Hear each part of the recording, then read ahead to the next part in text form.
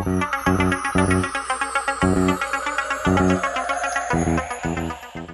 guys, and welcome to the first episode of 2014 of Retro Video Games Pickups.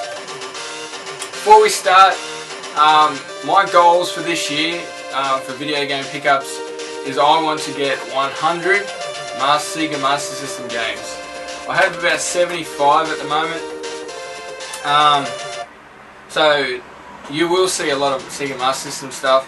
I will obviously pick up other stuff, but a lot of it will come second before the Sega Master System stuff. So you guys, I hope you guys had a great Christmas and New Year. Sorry about the delay. I was waiting for some decent pickups, and also I've been a tiny bit busy. I haven't got around to making a video. So yeah guys, welcome to 2014 and welcome to the very first episode of 2014. So you guys, let's get to what you guys want to see. First up, 8-bit Sega Master System. Master System games 1 with Super Narco Grand Prix, Columns and World Soccer. Basically 3 games in 1 cartridge. It's a little bit different. Normally when you buy games like this you get a menu. With this game you don't get a menu. If you want to swap games you have to turn it off and then on, off then on, off then on to get to each game, which is a little bit different, a bit of a pain in the ass, but you know, that's Master Games 1.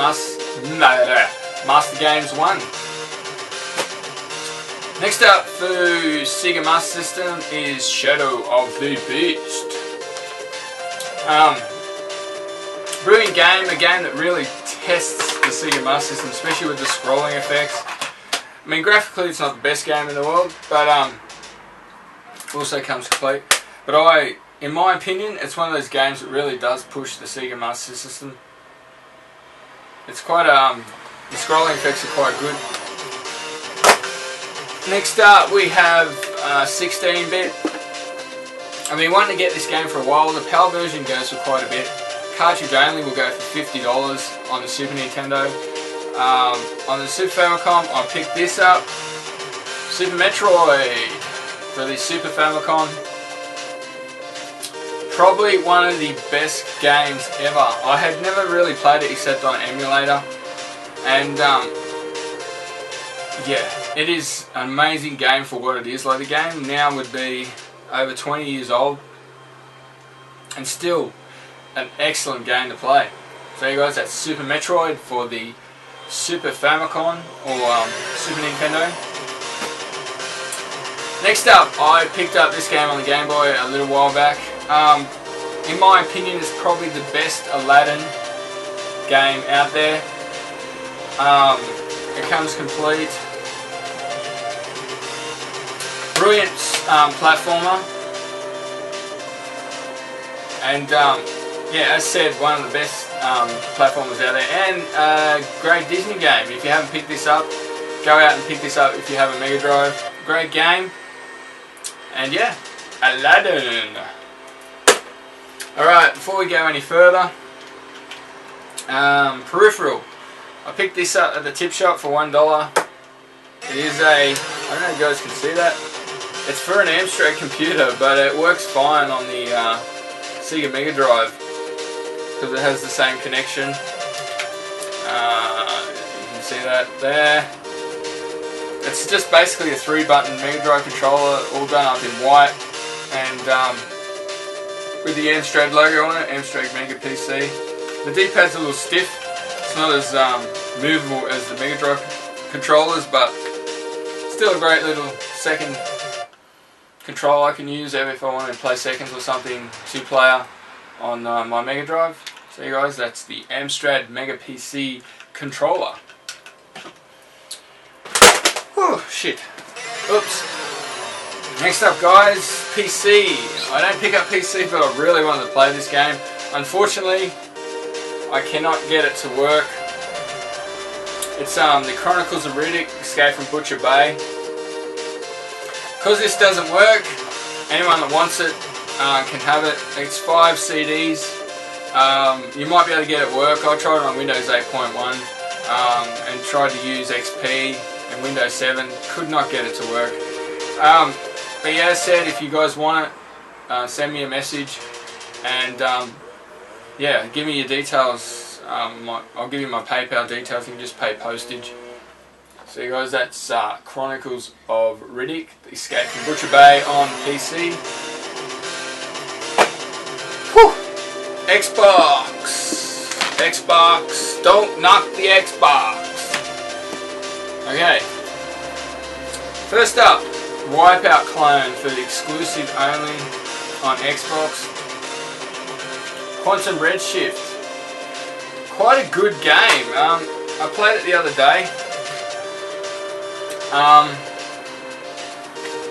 Very Wipeout-ish. Obviously, being the Xbox, graphically it's a little bit better than the PS2 version of any Wipeout.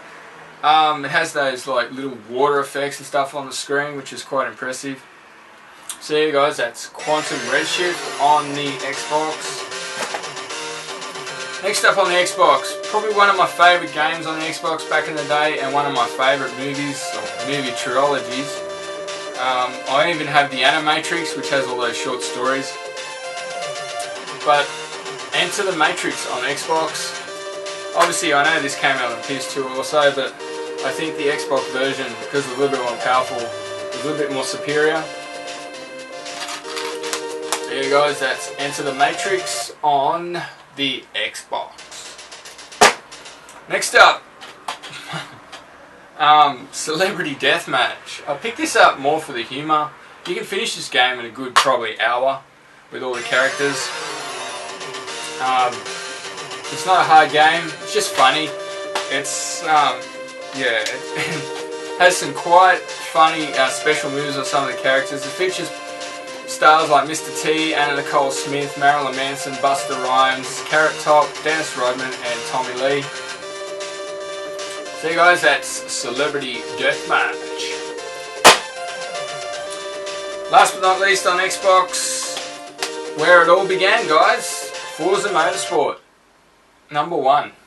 Big fan of the Forza series. I don't have an Xbox One, so I don't have 5. I do have Forza 4 still. So that's Forza for the Xbox. Oh, that's it for Xbox. Now PlayStation 2. First up, I think this is the original SSX for the PlayStation 2. Comes complete. It's like, as I said before, picking out other SSX games, I'm a big fan of these snowboarding games. I don't get around to playing them that much, but it's good to sit down for an hour or two every now and then and have a bit of a play with these games. So yeah, guys, that's SSX for the PlayStation 2. Next up, MotoGP 3. Again, it's a complete. And yeah, this is one of those games where if you haven't played it at all, play it on the easiest mode out there. On simulation mode, this trying to control the bike is like I don't know, eating an apple with your feet. It is hard, very, very hard. But it's made that way if you're a big simulation fan. But yeah, not for me. I just played on easy mode. But yeah, guys, that's MotoGP 3 for the PlayStation 2. Right, 2 games you're probably going to laugh at. For some reason, I've always wanted to play this game when it was back on the Xbox and PlayStation 2. But that's Melbourne Cup Challenge. It's incomplete.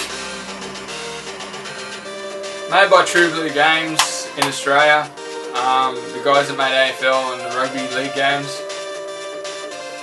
I don't know what to say about this. It's actually quite fun.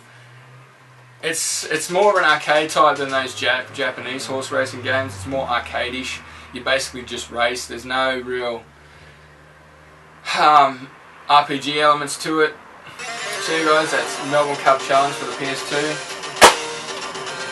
And the last game for the first episode of 2014 is another horse racing game, Gallop Racer 2.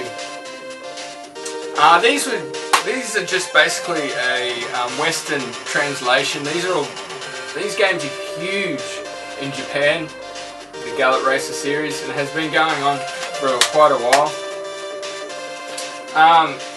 As said, Melbourne Cup Challenge doesn't have the RPG elements of this game. This game you can look after your horse, you choose horses, you basically have to do everything. You got to not trade for horses, you got to basically bet for horses and ask for rides and all that kind of stuff. It's quite involved. So guys, that's Gallop Racer 2. Well guys, that's it for the first episode for 2014. Thank you for watching as usual. Sorry for the delay in the video. I'll get these up every 2 weeks now, I'm sure of it. Anyway guys, I'll see you next episode. See you later. Bye.